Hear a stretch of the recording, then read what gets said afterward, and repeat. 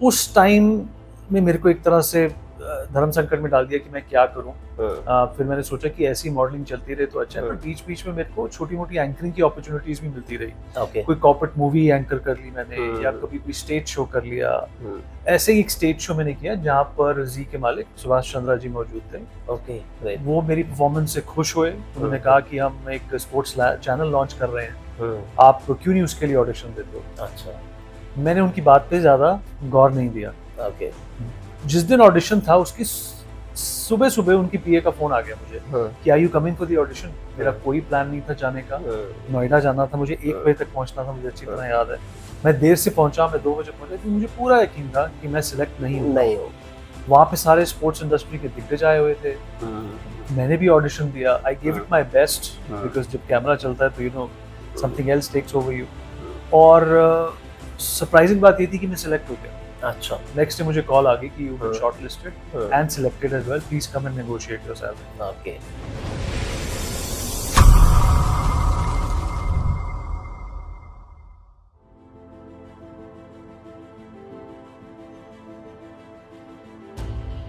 Welcome back to yet another episode of beyond reality with Bharat Sadana, जहां हम मिलते हैं टैलेंटेड सेलिब्रिटीज से, पर्सनालिटीज से, जो हमें वे ऑफ लाइफ सिखाते हैं। उनकी इंस्पायरिंग जर्नी से हम सीखते हैं कि कैसे कॉम्प्लेक्स डिसीजन लिए जाते हैं। और आज के गेस्ट तो बहुत ही खास हैं, आपने इन्हें प्राइम टाइम पर देखा है। आइए मिलते हैं गेस्ट से और उनकी जुबानी सुनते हैं कि कैसे वो इस मुकाम तक पहुंचे, क्या रही उनकी जर्नी। आइए मिलते हैं मिस्टर विनीत मल्होत्रा जी से। Sir, welcome to the show. Thank you Bharat, thank you, pleasure to be here. Thanks for you sir, time देने के लिए। My pleasure.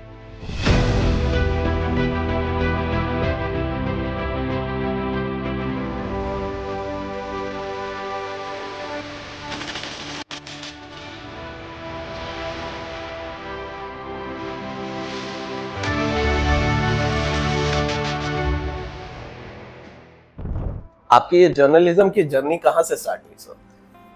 देखिए, जर्नलिज्म मेरी लाइफ में एक्सीडेंटल था। ओके। क्योंकि मैंने जो अपनी पढ़ाई की थी वो एक मार्केटिंग एग्जीक्यूटिव बनने के लिए की थी। ओके। मेरे पिताजी राजदूत थे, डिप्लोमेट थे। हाँ जी। तो काफी देशों का एक्सपोजर मुझे एक यंग एज से ही हो गया था। ग्रेट। और अमेरिका में मेरी कॉलेज की कंक्लूजन हुई। वहां पर ही मुझे इंडिया में जॉब मिल गई थी। अच्छा। एक कंपनी एयरटेल के द्वारा। तो मैंने यहाँ के काम करना शुरू कर दिया। ओके। और बहुत अच्छे से चल रहा था।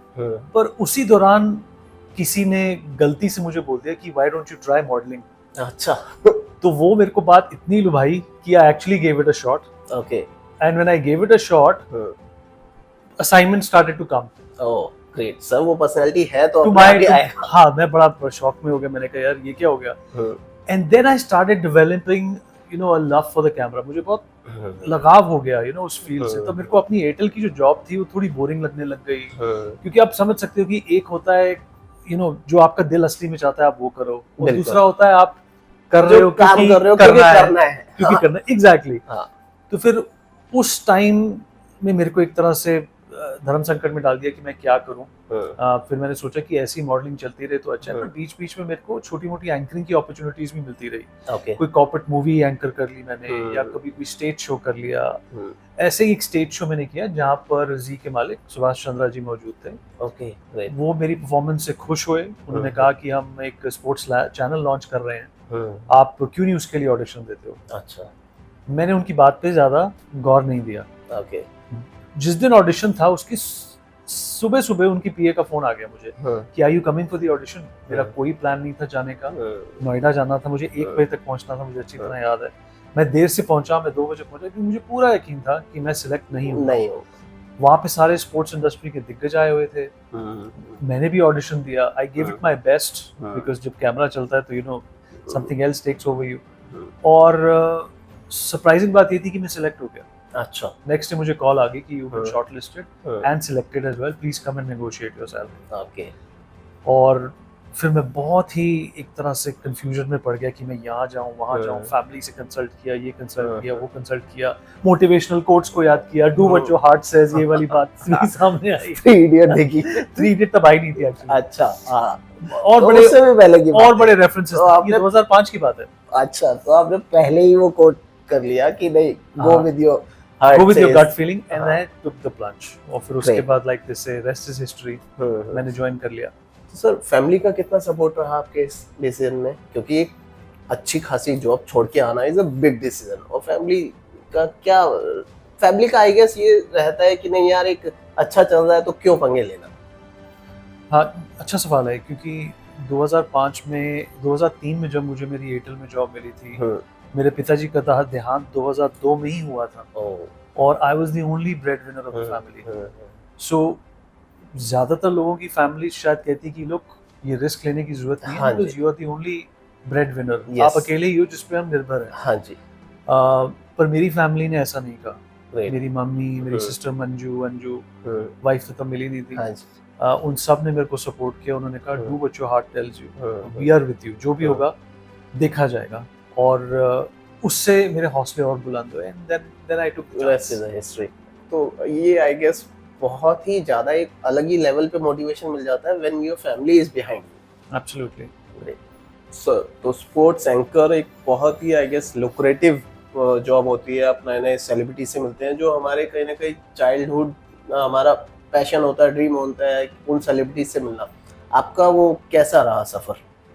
बहुत अच्छा रहा सफर, बिकॉज जब मैंने अपना स्पोर्ट्स एंकरिंग में सफर शुरू किया तो जो मेरा पहला ही मैच था जो मुझे होस्ट करने के लिए बोला गया, वो था सचिन तेंदुलकर की वापसी हो रही थी टेनिस एल्बो इंजरी से। अच्छा। वो चैलेंजर ट्रॉफी खेल रहे थे, और जिस प्रोड्यूसर ने मुझे हायर करने में मतलब ऑर्गेनाइजेशन को एक गाइडेंस दी थी कि इस लड़के को हायर करो, वो मेरे मेंटर भी बने। उनका नाम है अजय कपूर। अच्छा। He is a brilliant mind, somebody I still respect very much. उन्होंने मेरे को एक तरह से इस बहुत ही बड़े शो में धकेल दिया। मुझे लगा चलो ठीक है, क्रिकेट की बात करनी है, हो जाएगी, कोई दिक्कत नहीं है। पर जब मैं गेस्ट लिस्ट देखने गया उनके पास, तो उस गेस्ट लिस्ट में थे कपिल देव, नवजोत सिंह सिद्धू, अर्जुना रानातुंगा, वकार यूनिस, मिस्टर पटौदी। सर ये लाइफ टाइम ड्रीम होता है इनसे मिलने का। वो मेरे पहले ही शो में और आपका पहले शो में इनके समक्ष बिठा दिया गया। अब हुआ क्या कि इन सब को देख के मैं बहुत घबरा गया, बहुत घबरा गया, और मैंने बहुत गलतियां की। इतनी गलतियां की कि मुझे उस ड्यूटी से हटा दिया गया।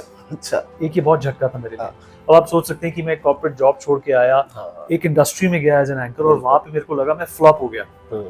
फिर मुझे ध्यान आया कि मेरे को थोड़ी मेहनत करनी पड़ेगी अपने बोलने के, अपने बात करने के तरीके पे, अपनी नॉलेज के ऊपर। मुझे जो प्रोडक्शन है, जैसे आप प्रोडक्शन में अच्छी तरह समझते हैं, आप एक पॉडकास्ट चलाते हैं, उसके बारे में भी अपने आप को बहुत अच्छे से रूबरू करना पड़ेगा। वो मैंने किया। मैंने पूरे 1 साल एक शो पे कॉन्सेंट्रेट किया जो मैं खुद प्रोड्यूस करता था, लिखता था, एडिट करवाता था, और एंकर भी करता था, और गेस्ट भी लाता था। और मैंने पूरे 1 साल छुट्टी नहीं ली। उसके बाद जब वो कंक्लूड हो गया शो, मुझे लगा कि मेरे अंदर अपना एक आत्मविश्वास बन गया है। तब मैंने जाके अजय कपूर को बोला कि look, now I am ready. फिर उसके बाद हमने एक शो शुरू किया 10 स्पोर्ट्स के लिए, क्योंकि जी ने 10 स्पोर्ट्स को एक्वायर किया था। हाँ जी। ऐसा शो कभी नहीं हुआ था भारत में जिसमें फॉरेन क्रिकेटर्स आना शुरू हो गए। ग्रेट। जिसमें Glenn McGrath, Brett Lee, Ricky Ponting, Andrew Symonds, Shane Warne, Shaun Pollock, सारे लेजेंड्स आना शुरू हो गए। वो शो इतना पॉपुलर हो गया बिकॉज इंडियन टेलीविजन पे कभी भी, उसका नाम था क्रिकेट टॉक। हाँ जी। उससे पहले ये लेजेंड्स कभी किसी न्यूज चैनल से भी बात नहीं करते थे। और इंडिया के न्यूज चैनल पे आना बहुत बड़ी, न्यूज चैनल नहीं, स्पोर्ट्स चैनल पे बात करना। हाँ जी। हाफ एन आवर शोज होते थे, and became a huge hit. It was sponsored by Reebok. Great. And that was actually, I think, a turning point from in your life. Yes. industry, yeah, your journey. It was definitely because जब ऐसे लोग आते हैं तो obviously लोग देखते हैं, और साथ में आपकी भी वैल्यू बढ़ती ही बढ़ती है। बिल्कुल, credibility बन जाती है। Credibility बन जाती है, तो वो एक गेम चेंजर था। Great. सर, जर्नलिज्म में आना एक बोल्ड मूव था। सबसे पहला एंकर डेस्क तक का सफर कैसा रहा? देखिए, मैंने आपको बताया था ना, रिस्क लिया था मैंने। हाँ जी। तो मेरे को रिस्क दोबारा लेना पड़ा, क्योंकि जब मैं स्पोर्ट्स में था, देखिए स्पोर्ट्स से मेरा बहुत लगाव है। I am very attached to sports, but at the same time आप जानते हैं तो दिल तो जैसे कहते हैं ना बच्चा होता है, यू हैव बिल्कुल, टू कुछ ना हाँ। कुछ नया चाहिए नया उसको। चाहिए, हाँ। After a point in time मुझे लगा कि स्पोर्ट्स में मेरी जो लर्न करने की जो एक सीमा है वो मापदंड में सीमित हो गई है। वो ग्लास सीलिंग पहुंच चुका हूं मैं। ओके। उसके बाद मुझे कुछ और करना था। मुझे कहा कि अगर मुझे रेलेवेंट रहना है और अगर मुझे रोजमर्रा कंट्रीब्यूट करना है तो मुझे जनरल न्यूज में घुसना ही होगा। जो मुझे मौका दिया अर्नब गोस्वामी ने टाइम्स नाउ में, ओके। 2011 में। था मैं स्पोर्ट्स में ही, पर किसी न किसी तरह कोशिश करता रहा कि मैं कहीं ना कहीं न्यूज में भी फिट हो हाँ जाऊं। जी। उसके बाद मैं न्यूज में ही रहा और स्पोर्ट्स सेकेंडरी हो गया। ओके। फिर मैंने काफी चैनल्स के साथ काम किया, उसके बाद फ्रीलांसिंग भी की। फिर कॉमनवेल्थ आया 2010 में। हाँ जी। वो मैंने होस्ट किया। वो बहुत बड़ा वो गवर्नमेंट ने ही आपको इनवाइट हाँ किया जी। था, तो गवर्नमेंट ही आपको इनवाइट करती है। तो उन्होंने 5 ऐसे पत्रकारों को, स्पोर्ट्स खेल पत्रकारों को बुलाया जो कॉमनवेल्थ को होस्ट कर सकते हैं। उससे भी एक्सपोजर और बढ़ा। हाँ जी। उसके बाद मेरे पास एक तरह से एक लेवरेज आ गई थी, एक फ्रीडम आ गई थी कि मैं चूज कर सकता हूँ कि मैं किसके पास जाना चाहता हूँ। तो फिर टाइम्स नाउ में मैंने अपना सफर शुरू किया, जो छोटा था और it did not end on a good note. Okay. But फिर भी it opened a lot of doors for me. हर जगह से कुछ ना कुछ सीखने को मिलता है, आई गेस। तो सीखने को तो मिला ही। बहुत कुछ सीखने को मिला। देखिए, जब तक आप झटका नहीं खाएंगे, हाँ जी, जब तक आप एक जर्नी में रुकावट नहीं देखेंगे, तब तक आप कॉन्फिडेंट नहीं हो सकते। हाँ जी। यू नो, बिकॉज कहीं ना, तभी मैं कहता हूँ बच्चों को भी शुरू में ही अगर फेलियर का स्वाद आ जाए, हाँ जी, तो आगे जाके उनको जो बड़े फेलियर्स आते हैं, जो आएंगे ही आएंगे, तो माइंड जाहिर सी मेकअप बात कर है, पाएंगे, प्राकृतिक बिल्कुल बात आएंगे है। सर। तो वो उस चैलेंज को एक तरह से अपना पाएंगे। हाँ जी। आप देखते हैं कि हमारे देश में कुछ लोग 11वीं 12वीं के बच्चे या 10वीं के बच्चे सुसाइड कर लेते हैं सिर्फ हाँ जी। एंटिसिपेशन में कि हमारे मार्क्स गलत मार्क्स आएंगे। कर ये इसलिए होता है कि माँ बाप, मुझे लगता है कि एक यंग एज में उनको फेलियर से रूबरू नहीं कराते हैं, उनको डिजेक्शन से, डिसअपॉइंटमेंट से रूबरू नहीं कराते हैं। सर, ये बिल्कुल आपने सही कहा। और कहीं ना कहीं मेरा इस लेवल के सेलिब्रिटी से मिलना यही है, मकसद यही है, ये की पॉइंट्स जानना। आपने हमें, अगर ध्यान होगा, अभी आपने स्टार्टिंग ही ये किया था कि आपका फर्स्ट शो जो है वो फेलियर था, लेकिन you learn, you prepared yourself और आप फिर वापस आए, बाउंस बैक किया। तो यही चीजें, अगर जो आपने अभी बात कही उसी को रेलेवेंट है वो पूरी तरह से, कि अगर उसको हम बचपन से ही बच्चों में डाल दें तो वो आगे चल के सफल होंगे, फॉर श्योर होंगे, रादर देन वो सेटबैक लेकर बैठ जाए, दिल पे लेके बैठ जाए। तो देखिए, एक पॉइंट कहूंगा मैं, लोग कहते हैं अपने बच्चों को कि लर्न टू सक्सीड। हाँ जी। आई थिंक हमें ये भी इनकरेज करना चाहिए कि learn to fail, because it gracefully and accepted, it's inevitable, होगा ही होगा वो। हाँ बिल्कुल, हर दिन एक जैसा नहीं होता। एग्जैक्टली। सर, क्या आपको याद है आपका पहला लाइव टीवी मोमेंट क्या हुआ था उस दिन? वही जो मैंने आपको बताया, जो स्पोर्ट्स चैनल में हुआ था। हाँ जी। वो मेरा एक मोमेंट था जो बहुत ही एम्बैरेसिंग था। और मुझे अच्छी तरह याद है कि एक मैच चल रहा था जिसमें कमेंटेटर थे लक्ष्मण शिवरामम कृष्णन। अच्छा। जिनके नाम को लेकर, आई थिंक ऑफ स्पिनर थे वो, और कमेंट्री भी करते थे, अब शायद नहीं करते हैं वो कमेंट्री कर रहे थे। और जब भी ब्रेक लेना होता था तो I used to say it's time for us to take a break, we gonna toss over to our commentators and on the other side it's Laxman Sivaramakrishnan. और इस पे मैं हमेशा फंबल कर जाता था। तो इससे भी मेरे को सीखने को मिला, क्योंकि नेक्स्ट डे जब मैं आया, मैंने लक्ष्मण शिवरामम कृष्णन को LS बना दिया। मैंने कहा it's time to cross over to our commentator, it's over to LS। You know, तो ये शॉर्टकट्स भी आपको फेलियर से ही समझ आते हैं कि आप कैसे एक क्लेवर तरीके से अपनी गलतियों को मिनिमाइज कर सकते हैं। और अगर स्मूथ चलता रहेगा तो सर दिमाग में नहीं चलेगा फिर। देखिए, फिर एक प्रिविलेज है, आप लकी अगर आपकी जिंदगी में सारा कुछ स्मूथ चल रहा है। हाँ जी, देखिए, बिल्कुल। एक इलॉन मस्क की भी लाइफ में प्रॉब्लम्स हैं। हाँ जी, है ना। अभी थोड़े महीने पहले ट्रम्प के चहीते थे, अब नहीं है। अब नहीं है। है ना। शायद वो अपने 300 बिलियन डॉलर्स के बारे में ना सोचकर ये सोच रहे होंगे कि मैं गुड बुक्स में कैसे वापस आऊं। हाँ, बिल्कुल। और वो बंदा तो बैठ भी नहीं सकता खाली। एग्जैक्टली। सर, आजकल जर्नलिज्म काफी स्क्रूटनाइज्ड फील्ड बन गया है। आपके लिए सच और सेंसेशन के बीच बैलेंस कैसे बनता है? देखिए, जर्नलिज्म आज की डेट में आईसीयू में है। ओके। मैं आपको साफ बताऊं, आईसीयू में इसीलिए है क्योंकि लोग खबर से ज्यादा खबर बनाने वालों के मुरीद हैं, खबर बनाने वालों के की तरफ लॉयल हैं, खबर की तरफ लॉयल नहीं है। पहले शोज होते थे, हम भी दूरदर्शन पे देखते थे, बाकी चैनल्स पे देखते थे कि एंकर का खबर से कुछ लेना देना नहीं होता था। उनका काम होता था खबर बताना, उसको कैसे कोई असिमुलेट करके रिएक्ट करे, उससे कोई मतलब नहीं है। अब हम खबर दे भी रहे हैं और हम खबर को इन्फ्लुएंस भी कर रहे हैं। ये एक डेंजरस गेम है बहुत। ये एक ऐसी गेम है जिसकी वजह से जर्नलिज्म का नाम तो खराब हुआ ही हुआ है, और साथ ही साथ हमारे समाज में एक जो टेंशन है वो भी बढ़ रही है। मैं कोशिश करता हूँ कि देखिए, कोई भी दूध का धुला नहीं होता। मैं ये नहीं कह रहा कि मैं किसी मकाम पे ऊपर हूँ और बाकी लोग नीचे, ऐसा कुछ नहीं है। वो सारे हम एक ही सोसाइटी से हैं, हम एक ही चीज बोल रहे हैं कि जो चीज जैसी हो रही है उसको वैसे रिपोर्ट किया जाए। अगर आप देखेंगे अभी ऑपरेशन सिंदूर में कुछ चैनल्स ने किस तरीके से पत्रकारिता का मजाक उड़ाया है। सर, मैं अगर अपना पर्सनल बताऊं, दैट सेम डे मैं खुद हॉटस्टार ऑनलाइन जहां भी देख सकता था मैं देख रहा था, लेकिन आफ्टर सम टाइम मैंने वो बंद कर दिया कि नहीं भाई, अब चाहे कुछ भी हो नहीं देखना, क्योंकि वो समझ आ जाता है कि अब ये क्या चल रहा है। अब इट्स ऑल अबाउट टीआरपी, और वो सेम न्यूज होगी लेकिन कहीं कुछ दिखा रहा है, कहीं कुछ दिखा रहा है, और it's all creating panic only, और कुछ भी नहीं है। Correct. रात को 12 बजे तक भी वी वर वेटिंग कि स्कूल से मैसेज आ जाए कि हाँ ऑफ है, जबकि अगले दिन एग्जाम था। ठीक है, तो एक मैसेज आया व्हाट्सएप पे कि यार टीवी बंद कर दो सब ठीक हो जाएगा। मैंने कहा हाँ ठीक कह रहे हो।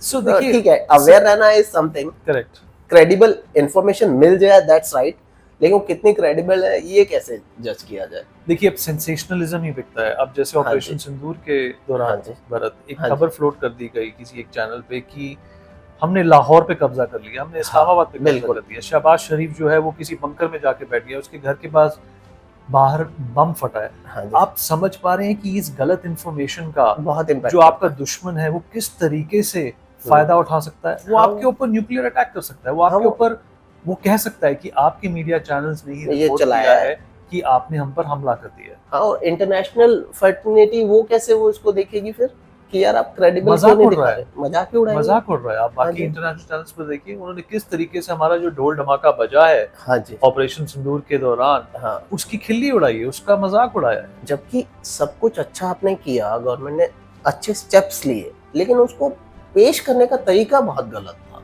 I guess. देखिए, जब भी पत्रकारिता एक बिजनेस में बदली जाएगी तो ठीक है, और एक सोशल रिस्पॉन्सिबिलिटी नहीं कंसिडर की जाएगी, तब तक इसकी हानि होगी और इसको एक्सप्लॉइट किया ही जाएगा। आप क्या कर रहे हैं? आप बेसिकली लोगों को न्यूज चैनल से रिपेल कर रहे हैं, उनको दूर कर रहे हैं। ठीक है, आजकल यूट्यूबर्स हैं 20-20 साल के, जिनके कई न्यूज चैनल से भी ज्यादा सब्सक्राइबर्स हैं, फॉलोअर्स हैं। वो इसीलिए फॉलोअर्स हैं उनके क्योंकि वो सेंसेशनलिज्म नहीं क्रिएट करते हैं। ठीक है, अपना ओपिनियन एक सब्जेक्टिव अलग चीज है। आप कांग्रेस के मुरीद हैं या बीजेपी को सपोर्ट करते हैं, वो एक अलग चीज है। बिल्कुल, पर खबर को एक न्यूट्रल तरीके से पेश करना एक पत्रकार की जिम्मेदारी है। जब भी आप अपना एक पर्सनल एक सब्जेक्टिव उसको कलर देंगे तो कहीं ना कहीं खबर की और आपकी इमेज की और इस प्रोफेशन की वो धज्जियां उड़ेंगी।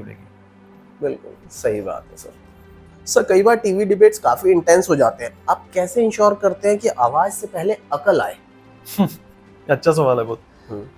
देखिए, टीवी डिबेट्स जब कोई करता है आजकल ज्यादातर न्यूज चैनल में, तो अक्ल स्टूडियो से बाहर छोड़ कर आते हैं। जब भी कोई टीवी डिबेट्स में हिस्सा लेता है वो अपनी पार्टी का चुनाव करके आता है अंदर, वो अपनी लाइन का चुनाव करके आता है। वो पहले ही एक बंद दिमाग से अंदर आता है कि मुझे आज अपने प्रतिद्वंदी को किसी न किसी तरह बेइज्जत करना है। ठीक है, एक डिबेट जब किया जाता है तो उसका मकसद ये होता है कि आप किसी ऑपोजिशन वाले को खुल के बोलने का मौका दें। इंग्लिश में एक कहावत है, how you treat people who disagree with you is the biggest mark of your character. Yes, absolutely आप और मैं हो सकता है किसी एक मुद्दे पर सहमत ना हो, पर अगर उसकी वजह से मैं आपको मिसट्रीट करता हूँ या आपको नीचा दिखाता हूँ तो लानत मुझ पे है। यही चीज आजकल डिबेट्स में भी देखी जा रही है। मैं फिर से कहूंगा कि मैं भी कोई दूध का धुला नहीं हूँ, बिल्कुल, हम भी डिबेट्स करते हैं। हाँ जी, एक लक्ष्मण रेखा होती है जो क्रॉस एक एंकर को नहीं करनी चाहिए। बिल्कुल, आजकल right. ज्यादातर डिबेट शोज में जो गेस्ट बुलाए जाते हैं उनकी बेइज्जती की जाती है अगर वो आपकी पॉलिटिकल लाइन या आपकी पॉलिटिकल आइडियोलॉजी से सहमति नहीं रखते। हाँ जी, और यही एक है जिसकी वजह से डिबेट्स का पतन हो गया है। बिल्कुल, उनकी जो छवि है वो बिल्कुल ही अनरिलायबल हो गई। कोई नहीं देखता डिबेट्स, अगर देखते भी हैं तो तब देखते हैं जब ऑपरेशन सिंदूर जैसे इम्पोर्टेंट मुद्दे चल रहे होते हैं। पर वैसे मुझे लगता है डिबेट्स होनी इसीलिए चाहिए ताकि जो दूसरा आदमी है वो अपनी बात रख सके, और अगर आप उससे सहमति नहीं रख सकते हैं तो एज एन एंकर आपका कोई मतलब नहीं कि उसको बताना कि मैं आपसे सहमत नहीं हूँ, क्योंकि आपकी पॉलिटिकल आइडियोलॉजी अलग है। पॉलिटिकल आइडियोलॉजी बाहर रख के आए। मैं आपको एक आदमी के बारे में बताता हूँ, वो उनको दुनिया का टॉक शो होस्ट का गॉडफादर माना जाता है। उनका नाम था जॉनी कार्सन। अभी जिमी किमेल उनका शो करते हैं, पहले वो करते थे। उन्होंने दुनिया के बड़े दिग्गजों के साथ शोज किए, मोहम्मद अली के साथ किए हैं, फिदेल कास्ट्रो के साथ किए हैं, मार्लन ब्रांडो के साथ किए हैं। आज तक किसी को पता ही नहीं था भारत कि उन्होंने वोट किसको दिया। अच्छा, आप मान सकते हो, इतने मिस्टीरियस नहीं। उन्होंने कहा कि जो मेरी पॉलिटिकल आइडियोलॉजी है यहाँ लाने नहीं दूंगा, मैं उसको क्यों किसी को बताऊं, वो मेरी पॉलिटिकल आइडियोलॉजी है ना। जब मैं वोटिंग बूथ में जाऊंगा, मैं किसको वोट दे रहा हूँ, वो मेरी रिस्पॉन्सिबिलिटी है। हाँ जी, मेरा हक है वो, मैं उसको पब्लिकली नहीं डिस्कोर्स में लाऊंगा सर। और ये बहुत बड़ी चीज है, इसको अगर आधी जनता भी सीख जाए तो बहुत सारी चीजें ठीक हो सकती है, आई गेस। बिल्कुल सी, तभी एजुकेशन काम आती है। हाँ, एजुकेशन इज नेसेसरी। यस, आपको पता होना चाहिए what's difference between right and wrong. Absolutely, in fact rather than following blindly. Exactly, ये बहुत इंपॉर्टेंट पॉइंट है सर। सर, स्पोर्ट्स और म्यूजिक से क्लोज रिलेशन रहा है आपका, योर व्यूज ऑन दिस? देखिए, स्पोर्ट्स से मेरा रिलेशनशिप बाद में बना जब मैंने जी स्पोर्ट्स ज्वाइन किया 2005 में। म्यूजिक से मेरा शुरू से ही एक बहुत बड़ा लगाव रहा है, क्योंकि जब मैं छोटा था मैं कैजुअली पियानो प्ले करता था, और फिर अमेरिका में जाके जब मैं पढ़ रहा था वहाँ पे मैंने खुद पियानो सीखा। और मैंने घर में सीखा, बहुत अच्छी कहानी है। मैंने घर में सीखा, मैं सारे नोट्स घर में ही ले आया, कैसे पियानो बजाते हैं, नोट्स क्या होते हैं, नोटेशंस क्या होती है, ट्रेबल क्लेफ क्या होता है, बेस क्लेफ क्या होता है, मेजा फोर्टे क्या होता है, ये मैंने खुद खूब सीखा। फिर मेरे पिताजी ने मुझे एक परामर्श दिया कि क्यों कॉलेज में भी तुम सीख सकते हो, because you are good, I can hear you play. तो मैंने कॉलेज में दाखिला ले लिया। अच्छा। और पियानो 101 में लिया। 101 का मतलब जो बेसिक होता है, बेसिक। जब मैं वहाँ गया उन्होंने बोला सारे स्टूडेंट्स को जो फर्स्ट डे आए थे कि भाई आप बजा के बताओ कि आपको क्या आता है। तो किसी ने हैप्पी बर्थडे बजाया, किसी ने ये ट्यून बजाई, जिंगल बेल बजाया। मैंने वहाँ पे एक बहुत बड़े क्लासिकल कंपोजर बेथोवन का एक बहुत ही मुश्किल पीस बजा डाला। तो जो टीचर था वो थोड़ा घबरा सके, कहता आप यहाँ क्या कर रहे हो। उसने पर्ची पे कुछ लिखा और बोला ये एडमिशन ऑफिस में जाके दे दो। मुझे समझ ही नहीं आई कि जैसे डॉक्टर टाइप पर्ची थी उसकी। मैंने वो जाके दे दी एडमिशन वाले को। तो उसने बोला कि we are moving you up 2 more classes because you are not beginner level, you are mid advanced। और जब मैं वो पर्ची वापस लेके नई क्लास में गया तो वही टीचर जो बिगिनर्स को पढ़ा रहा था वो वही था। कहता this is where you belong. फिर उसके बाद बहुत कुछ मैंने किया म्यूजिक में। हमने एक बैंड भी बनाया जब मैं अमेरिका से वापस आया। मेरा स्कूल फ्रेंड था राजन, हमने म्यूजिक कंपोज भी किया, हमारी एल्बम भी निकली, यूनिवर्सल ने निकाली, अवार्ड्स भी मिले ढेर सारे, इंटरनेशनल अवार्ड्स मिले। बट उसको कभी मैंने एक प्रोफेशन कंसिडर नहीं किया। वो एक stress buster, more of a passion, Great. Sir, एक अवार्ड विनिंग जर्नलिस्ट होने के बावजूद क्या कभी आपको सेल्फ डाउट हुआ? बहुत गहरा सवाल है सर, इम्पोर्टेंट भी है। देखिए, सेल्फ डाउट एक ऐसी चीज है जो अगर कोई भी आपको कहेगा कि उसको नहीं है तो वो झूठ बोल रहे हैं। बिल्कुल। सेल्फ डाउट हमेशा रहता है। You deal with it, you engage with it, and then you throw it in the dustbin every day. That's what I do. जब भी मुझे सेल्फ डाउट आता है मैं उससे डील करता हूँ। मैं अपने आप को याद दिलाता हूँ कि इससे बड़ी चुनौतियों को मैंने हैंडल किया है। So that is why self doubt is actually also a good reminder. Bharat, it keeps you grounded. Yes. Because if you don't have self doubt, मुझे लगता है कि आप बेवजह जोखिम उठाओगे, जिसकी वजह से आपको कहीं ना कहीं दिक्कतें आ सकती हैं। बिल्कुल सर, सही बात है। सर, यूके पार्लियामेंट का पीपल्स अवार्ड जीतने का मोमेंट कैसा था? एक इंडियन जर्नलिस्ट के लिए ये कितना बड़ा अचीवमेंट था?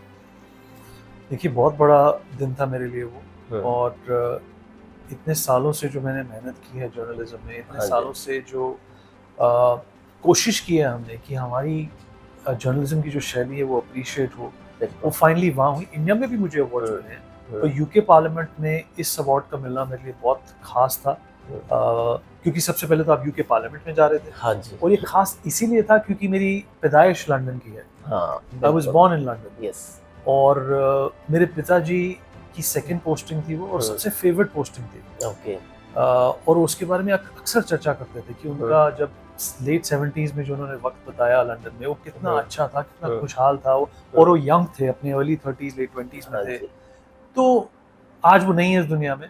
तो आई थिंक मेरे लिए उस लिहाज से, मेरी मम्मी है, उनको बहुत खुशी हुई, वो रोई भी थी जब उनको पता लगा। उनके लिए प्राउड मोमेंट होगा। उनके लिए प्राउड मोमेंट था। और मैंने वो जब मेरे को अवार्ड मिला भी, मैंने वहाँ जाके यही बोला, मैंने कहा यहाँ से 2 किलोमीटर दूर, 40 कुछ साल पहले मेरे माँ बाप रहते थे, जिन्होंने कभी सोचा भी नहीं होता कि उनके बेटे को एक दिन यहाँ पे अंदर जाके अवार्ड मिलेगा, और वो शायद खुद भी कभी अंदर ना आ पाए हों, और आज मैं अंदर आप सब लोगों के बीच में हूँ और मुझे अवार्ड मिल रहा है। इट्स बेसिकली अ वैलिडेशन हो जाती है। जैसे आपने कहा ना, सेल्फ डाउट, अगर मेरे पास सेल्फ डाउट आता है तो मैं अवार्ड के बारे में सोच लेता हूँ।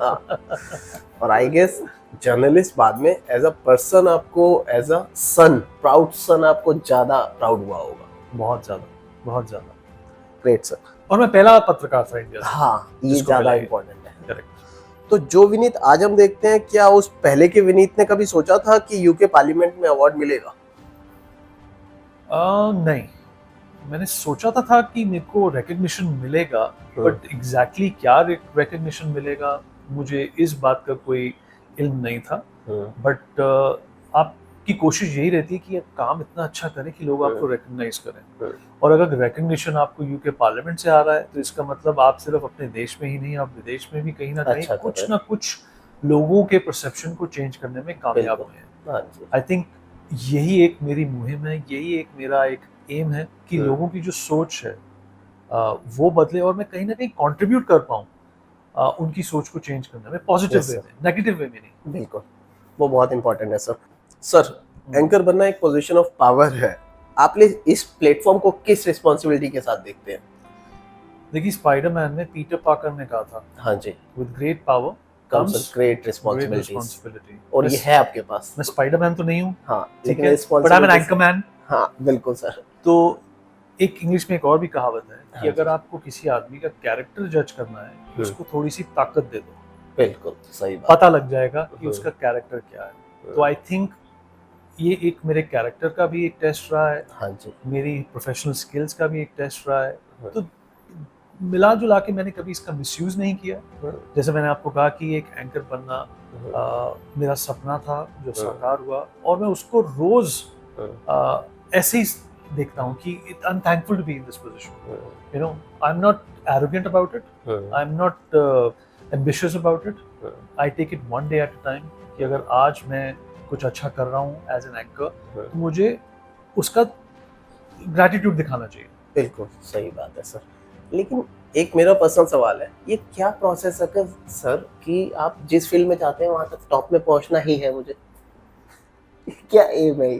म्यूजिक में गए तो हमने टॉप किया, स्पोर्ट्स में गए तो टॉप मोस्ट सेलिब्रिटीज जिनका आइडियल होते हैं जो लोगों के, उनके साथ आप बैठे, एक टॉप शो बनाया आपने, क्रिकेट टॉक्स, और अब यूके पार्लियामेंट में अवार्ड भी लिया। What next sir? देखिए, it's never planned. I think थोड़ा बहुत लक भी होता है। हाँ जी, यू नो, किस्मत को अंडर एस्टिमेट नहीं करना चाहिए, and you have to be the right person at the right place at the right time.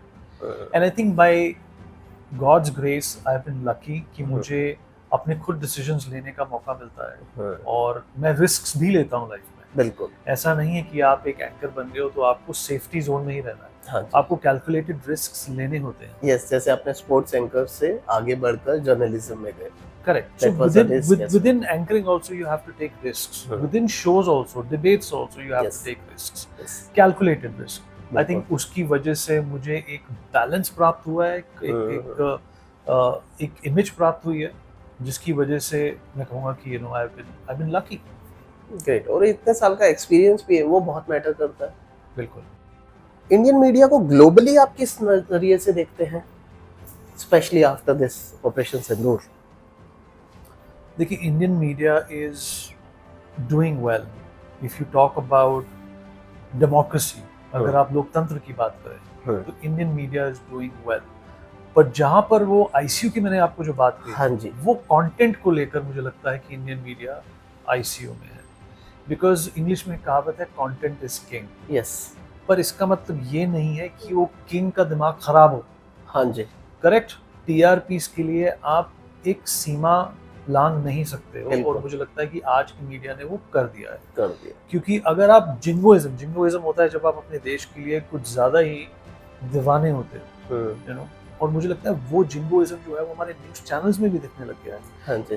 Patriotism, देशभक्ति और पागलपन में फर्क एक है। बहुत थिक लाइन है, एक बहुत बड़ी रेड लाइन है, हाँ जी। जिसको मुझे लगता है न्यूज चैनल्स कहीं ना कहीं क्रॉस कर जाते हैं। हमारे नेटवर्क में ऐसा नहीं होता है। हम बहुत संतुलन के साथ खेलते हैं, हम बहुत बैलेंस के साथ खेलते हैं, एक जिम्मेदारी से लेते हैं। और मुझे लगता है कि आजकल एक फॉर्मूला बन गया है भरत, कि आप जितना ड्रामा, जितना सेंसेशनलिज्म दिखाएंगे, उतना ही आपको ऑडियंस मिलेगा, उतना ही आपको टीआरपी मिलेगा। ये एक भूख है जो बढ़ती ही जा रही है, क्योंकि आज ऑपरेशन सिंदूर खत्म हो गया है। हाँ जी। कल को आप मजबूर हो जाएंगे ऐसा कंटेंट क्रिएट करने के लिए जिसका सच्चाई से, सत्य से कोई नाता ही नहीं है। हाँ, लेकिन वो उसी तरह की उन्हें लेवरेज चाहिए, उतनी ही टीआरपी चाहिए, क्योंकि वो टीआरपी चाहिए, उतने आईबॉल्स चाहिए। हर हफ्ते मीटिंग होती है, हर मंगलवार बाग की रिपोर्ट आती है, बुधवार मीटिंग होती है, मुझे पता है। उस मीटिंग में चिट्ठा खोला जाता है कि ये शो नहीं चला, वो शो नहीं चला। तो वो प्रेशर एडिशनल होता है आप। तो इसी वजह से आप लोग एक ऐसे माहौल में घुस जाते हो व्हिच इज अनरियल। हाँ जी। It's like the Avengers movie, it's not real. बिल्कुल, इट्स फिक्शन, मन घड़क है ये सारी बातें। बिल्कुल। तो मुझे लगता है कि इस एक बिंदु को न्यूज चैनल्स को कंसीडर करना चाहिए, समझना चाहिए, क्योंकि India is a young nation. हाँ जी। इंडिया में 70 से 75% जो आबादी है वो यंग लोगों की है। हाँ जी। राइट। हाँ जी। उनका जो दिमाग है वो बहुत ही फर्टाइल है। हाँ जी। तो उसमें जो उपज होगी वो उसी कंटेंट को लेके होगी जो आप हाथ डाल रहे हैं। धीरे धीरे क्या होगा भारत की न्यूज चैनल से भरोसा हट जाएगा, और जो इंडिविजुअल क्रिएटर्स हैं उन पर भरोसा जो है वो बढ़ जाएगा, क्योंकि एक आदमी कईयों पर भारी पड़ सकता है अगर वो सच का साथ दे रहा है। बिल्कुल सही बात है, मेरा ये मानना है। ये बिल्कुल सही बात भी है सर, क्या कोई इंटरनेशनल स्टोरी या प्रोजेक्ट आपको याद है जो आपके करियर का टर्निंग पॉइंट है या बहुत इंपॉर्टेंट पॉइंट था? देखिए, करियर का तो टर्निंग पॉइंट नहीं कह सकता उसको मैं, पर अभी मैंने बलूचिस्तान की आज़ादी को लेकर ऑपरेशन सिंदूर के कंक्लूजन, सीज़फायर के एकदम बाद एक स्टोरी की थी। ओके। 3 बलूच भाइयों के साथ। बलूचिस्तान आप जानते हैं एक राज्य है पाकिस्तान में जो अपनी आज़ादी की लड़ाई लड़ रहा है। हाँ जी। उसको लेकर मैंने एक वीडियो किया था। वो काफी पॉपुलर हुआ है। उसको 30 लाख के अराउंड व्यूज मिले हैं। आई थिंक जो ऑपरेशन सिंदूर को लेकर बाकी न्यूज चैनल्स की जितने भी वीडियोस को कंबाइन कर लें अगर आप, उनको भी मिलके 30 लाख व्यूज नहीं मिले होंगे। तो आई थिंक ये एक इंटरनेशनल इवेंट था, एक इंटरनेशनल पैक था। इससे मुझे अप्रिसिएशन मिली। हाँ जी। लोगों ने सराहा मेरी सोच को, और मैंने लोगों को मौका दिया बात करने का, बलूच भाइयों को मौका दिया कि उन्हें प्लेटफॉर्म मिले जिससे कि वो अपना वो संदेश है सारी दुनिया तक पहुंचा सके। साथ साथ धमकियां भी आई सोशल मीडिया पर पाकिस्तानियों के द्वारा, फॉलोअर्स भी बड़े कुछ वो भी हुआ। पर एक जो इम्पैक्ट मुझे लगता है, और इस खबर को सारे ही न्यूज चैनल्स ने कवर किया। अच्छा। बाकी न्यूज चैनल्स ने भी इस पर्टिकुलर वीडियो को कवर किया है और बताया है कि एक, उन्होंने नाम नहीं लिया मेरा, ना ही न्यूज चैनल का, क्योंकि ऑब्वियसली वो चाहते नहीं कि किसी और की टीआरपी दे। उन्होंने बोला एक सोशल मीडिया पर वीडियो वायरल हो रहा है जिसमें बलूचिस्तान की आजादी की बात हो रही है, और ये financial express, economic times, print, सबने इस पे आर्टिकल किया। तो मुझे लगता है ये एक इंटरनेशनल मोमेंट थी मेरे लिए, जिसको मैंने खूब एंजॉय किया, और मुझे लगा कि मैंने कुछ कंट्रीब्यूट किया है। ग्रेट सर, सही काम को आई गेस आज नहीं तो कल उसका मुकाम मिलता है। Social media is a very big thing, लेकिन सोशल मीडिया जितना आपको अप्रेजल देता है उतना ही आपको क्रिटिसाइज भी करता है। तो जो क्रिटिसिज्म है उससे कैसे डील करते हैं सर? अच्छा सवाल है बहुत, कभी मैंने सोचा नहीं, पर हाँ, जब क्रिटिसिज्म मुझे दिखाई देता है या लोग मेरे बारे में अनाप शनाप बोलते हैं, तो शायद मेरे खुद के अंदर की कोई क्षमता है जिससे मैं उसको डिसमिस कर देता हूँ। मैं उन लोगों को पागल करार दे देता हूँ। हाँ जी। मैं उन लोगों को समझता हूँ कि इनको शायद वेले बैठे इनको ज्ञान नहीं है हाँ कि क्या हो रहा है। मैं इग्नोर करता हूँ। ये सबसे कई बार ये बातें बहुत खराब भी होती हैं, बुरी भी होती है, आपके परिवार तक भी पहुंच जाते हैं। हाँ जी। पर मैं फिर समझता हूँ कि ये लोग एक छोटी सोच के हैं। बिल्कुल। शायद उनको वहीं रहने दो तो अच्छा है। हाँ, उसे ज्यादा बढ़ावा देंगे तो और चार बंदे और एग्जैक्टली। ठीक है, उन्हें अटेंशन चाहिए। एग्जैक्टली, उनको एक वैलिडेशन चाहिए कि हम जो कह रहे हैं वो किसी ने सुना। हाँ, किसी ने उसको एको किया। ग्रेट, उनकी वही औकात है, वही रहने दो। सर, आप एक TEDx स्पीकर भी रहे हैं। स्टेज पर होना और स्क्रीन पर होना, क्या डिफरेंस फील होता है? स्टेज पर होना ज्यादा मुश्किल है मेरे लिए। अच्छा। स्क्रीन पर होना ज्यादा आसान है। हाँ। स्टेज पर आई थिंक एक आपका जो पर्सनालिटी के जो एक अलग पहलू है वो सामने आता है, क्योंकि जब मैं स्कूल में था, हाँ जी, I was very scared of being on stage initially. फिर मैंने प्लेस वगैरह में पार्ट लिया, but that is not exactly speaking to an audience. पर एक अलग ही दुनिया होती है जब आप स्टेज पे होते हैं, उसको भी एंजॉय करना चाहिए। हालांकि मैं स्टेज पर भी थोड़ा नर्वस रहता हूँ, क्योंकि मेरी फिर वो टेलीविजन वाली जो मानसिकता है वो सामने आती कि मैं कुछ गलती ना करूँ। हाँ, बिल्कुल। बट अब एक ऐसे मुकाम पर हूँ कि मुझे लगता है कि अगर गलती कर भी दी है आपने तो इट्स एब्सोल्युटली फाइन। कोई बात नहीं। अगर आपने किसी चीज को मिसप्रोनाउंस कर दिया या आपने फंबल कर दिया, इट्स एब्सोल्युटली ओके। अगर आपसे कोई परफेक्शन डिमांड कर रहा है तो वो खुद ही एक बबल में रह रहे हैं। We are human, we are meant to mistake. Exactly, होती है, उसे एक्सेप्ट कर लेना चाहिए। सर, फेक न्यूज के जमाने में आप सच को कैसे प्रोटेक्ट करते हैं अपने न्यूज रूम में? देखिए, फिर यहाँ पर फिर वही बात आ जाती है कि कौन से आपके ट्रस्टेड सोर्सेज हैं। हाँ जी। हाँ, आपका तजुर्बा क्या कहता है? आपका तजुर्बा कहता है कि एक पर्टिकुलर प्लेटफॉर्म है, ये कभी भी गलत इन्फॉर्मेशन नहीं डालते। जब तक वो उस खबर को वैलिडेट नहीं कर देते, मैं उसको नहीं मानता, चैनल भी उसको नहीं मानता। और ये एक ऐसा फॉर्मूला है, जरूरी नहीं कि वो भी गलती ना करे। हाँ जी। पर 9 out of 10 टाइम्स वो गलती नहीं करते हैं, और हम उन्हीं प्लेटफॉर्म्स का, उन्हीं सोर्सेज का भरोसा करते हैं। आई थिंक ये एक एस्टैब्लिश्ड नॉर्म है। फेक न्यूज़ बहुत है मार्केट में, और इतनी फेक न्यूज़ है कि कई बार तो आप खुद ही एक तरह से मुगालते में पड़ जाते हो कि ये हो क्या रहा है। Right, but as somebody who deals with news, आपका काम है लोगों को सच से रूबरू कराना। आपको अपने सोर्सेज और आपको अपनी जो सूत्र हैं उन पर भरोसा दिखाना ही होता है। बिल्कुल, जैसे आपने थोड़ी देर पहले भी कहा कि ऑपरेशन सिंदूर में हमारे ही कई न्यूज़ चैनल से चला दिया कि लाहौर पे कब्जा हो गया, वहाँ हो गया। सेम वे पाकिस्तान वाले भी यही चला रहे कि आज हमने वॉर जीत ली एंड ऑल दैट। तो आई गेस ये एक रिस्पॉन्सिबिलिटी है, हमारी भी बनती है कि भाई हम कौन सी क्रेडिबल न्यूज़ पे भरोसा करें एंड ऑल दैट। बिल्कुल बिल्कुल, ये हमारी रिस्पॉन्सिबिलिटी है। और साथ ही साथ मुझे लगता है कि गलत न्यूज़ जो है वो समाज में एक ट्रबल फॉर्मेट करती है। हाँ जी, लोगों में दूरियां लाती है, ओपिनियंस में दूरियां लाती है।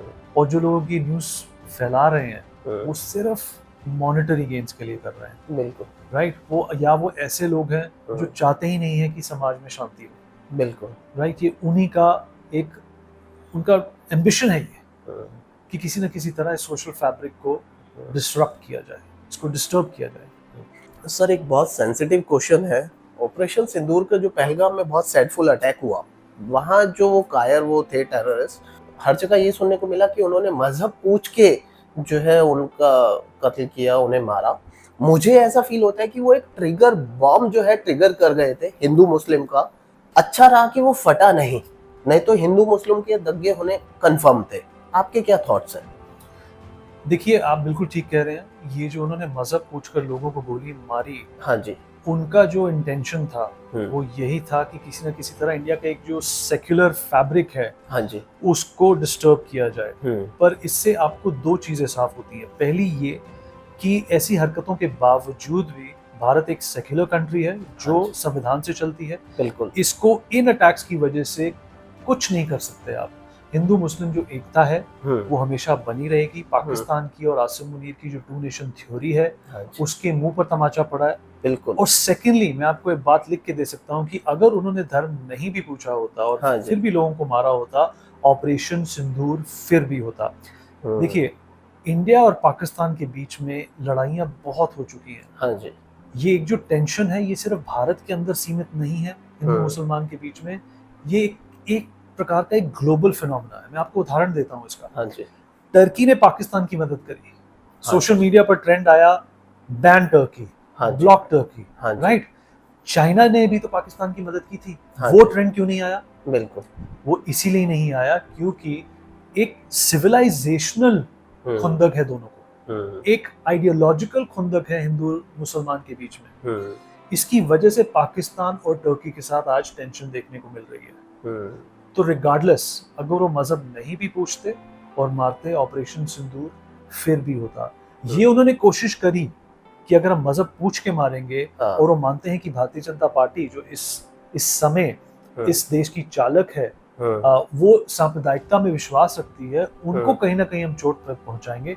वो नहीं हो पाया। बिल्कुल। तो उनके जो मंसूबे थे, उनकी जो इंटेंशंस थी, उनके जो प्लान्स थे, उनको हमने तहस नहस कर दिया। बिल्कुल सही। और क्योंकि थ्रू आउट देखा गया, चाहे पक्ष हो या विपक्ष हो, सबने एकजुट मिलकर इस सो कॉल्ड वॉर में साथ दिया। मत एक ही था कि नो टेरर, और हिंदू मुस्लिम कहीं भी जो है पूरे इंडिया में सुनने को भी नहीं आया। जो इंडिया की सबसे बड़ी मुस्लिम वॉइस है, हाँ जी, असदुद्दीन ओवैसी, हाँ जी, AIMIM के जो चीफ हैं, हाँ जी, उनको मिनिस्ट्री ने डेलीगेट बनाया है बाहर की कंट्रीज में जाकर पाकिस्तान के खिलाफ जो इंडिया ने एक्शन लिया है उस पर अपडेट देने के लिए। बताओ ये कितनी तो बड़ी बात इससे है। बड़ी एकता की क्या बात हो सकती है? और वो बिल्कुल। सबसे बड़े प्रोपोनेंट थे, सबसे बड़े समर्थक थे ऑपरेशन सिंदूर के। उनको भी, जो वहां पर मुल्ला बैठे हुए हैं पाकिस्तान में, उनको भी मुंह पे तमाचा पड़ा है। बिल्कुल सही बात सर। सर, आपके लिए ट्रू जर्नलिस्ट का डेफिनेशन क्या है? डिग्री, TRP या integrity? Last one, integrity for sure. Integrity is for sure, और इंटेग्रिटी विदाउट पार्शियलिटी। यस। अगर आपकी इंटेग्रिटी किसी एक पार्टी की तरफ है, वो जर्नलिज्म नहीं है। हाँ जी। अगर आप लेफ्ट में है, राइट में है, सेंटर में है, कहीं भी है, टॉप में है, बॉटम में है, आपको हमेशा न्यूट्रल रहना चाहिए। If you are not neutral, you are not a true journalist. एक journalist is not a spokesperson for a party. हाँ जी। आजकल ज्यादातर जो जर्नलिस्ट हैं, पत्रकार हैं, वो स्पोक्स पर्सन बन गए हैं पार्टीज के। हाँ जी, छुपे हुए। छुपे हुए, हाँ जी, वो प्रवक्ता बन गए हैं। और यही एक पतन है पत्रकारिता का, यही एक पनौती है, मुझे लगता है, पत्रकारिता की। क्या बिलीव करते हैं कि जर्नलिज्म शुड बी न्यूट्रल, या पर्सनल आइडियोलॉजी की भी जगह होनी चाहिए? नहीं होनी चाहिए। नहीं होनी चाहिए, यही आप थ्रू आउट आप कह रहे हैं, और इसी बात पर आप नहीं होनी चाहिए। मैंने आपको जॉनी कार्सन का एग्जाम्पल दिया। हाँ जी। पर मुझे लगता है कि अब एक चलन बन गया है कि अगर आप पत्रकार हैं तो आपको कोई ना कोई साइड लेनी पड़ेगी। एक मजबूरी बन गई है, बाय फोर्स। ये किसी पार्टी का किया धरा नहीं है। मुझे लगता है कि एक ऐसा मुकाम आ गया हमारी एवोल्यूशन में, सोशल मीडिया की वजह से, कि आप कहीं ना कहीं अपने आप को एक्सपोज कर ही देते हैं। हाँ जी। किस पार्टी को आप सपोर्ट करते हैं, या आप एज ए जर्नलिस्ट सपोर्ट कर ही देते हैं। और मुझे भी लगता है कि आपकी फॉलोइंग भी उस पर निर्भर हो गई है कि आप किसको सपोर्ट करते हैं। It's more by force, not by choice. Exactly. So आप यूथ को क्या एडवाइस देना चाहेंगे जो जर्नलिज्म का करियर बनाना चाहते हैं? वर्क हार्ड, मुश्किल से मुश्किल चीज करो। जो चीज मुश्किल होती है वो सही होती है। बिल्कुल, मुझे लगता है the hardest thing to do is the right thing to do, and the hard thing to do is to be integral.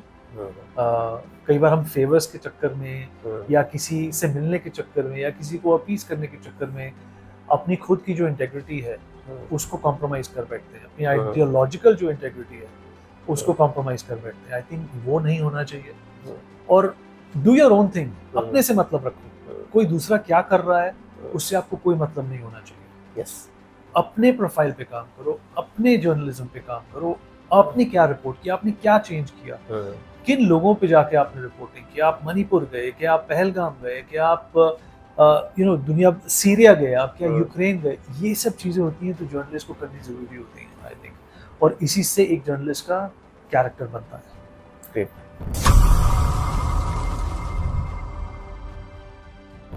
Sir एक हम सेगमेंट चलाते हैं आस्क द एक्सपर्ट, उसमें लावण्या सलूजा जी का एक क्वेश्चन है, क्या एंकर्स भी इमोशनली अफेक्टेड होते हैं जब किसी सेंसिटिव या डिस्टर्बिंग स्टोरी को कवर करते हैं? जी होते हैं, लावण्या होते हैं, और उनको अपने इमोशंस पर, अपनी भावनाओं पर काबू रखना होता है। आपको पता ही है कि देश दुनिया में रोज बहुत ही गलत चीजें होती हैं। हाँ जी। कभी कभार बच्चों के साथ, महिलाओं के साथ, यस। या बुजुर्गों के साथ, या परिवारों के साथ। हाँ। तो ऑब्वियसली आपके इमोशंस आते हैं, पर आपको, लाइक आई सेड, जैसे मैंने एडवाइस दी कि आपको एक न्यूट्रल इंटेग्रल जर्नलिज्म का साथ देना है। हाँ जी। आप अपने इमोशंस के साथ बाद में भी डील कर सकते हो, बट बिल्कुल। ऑन एयर मुझे लगता है कि आपको अपने इमोशंस नहीं दिखाने चाहिए। Great sir. विनीत सर, आपकी पब्लिक इमेज बहुत स्ट्रांग है, लेकिन विनीत ऑफ कैमरा क्या करते हैं वीकेंड पर? See, I'm a family man. Okay. I spend time with my wife, Amrita. I have 2 kids, 2 daughters, Great. Myra and Amara. I spend time with them. और मैं कोशिश करता हूँ कि सब कुछ भूल जाऊँ, क्या हो रहा है। You know, we go watch movies, we go to the mall. छुट्टियाँ होती हैं तो we travel, create memories, और you know, hardened family values जो हमारे पिताजी ने हमें दिए हैं। हाँ जी। वो कोशिश करते हैं कि उनको कहीं ना कहीं हम पूरा करें। सही। क्या कोई पैशन है जो जर्नलिज्म के बियॉन्ड आप परस्यू अभी भी करते हैं? Music, books, travel, sports? Music में अभी भी करता हूँ। अभी भी करते हैं। I still play the piano.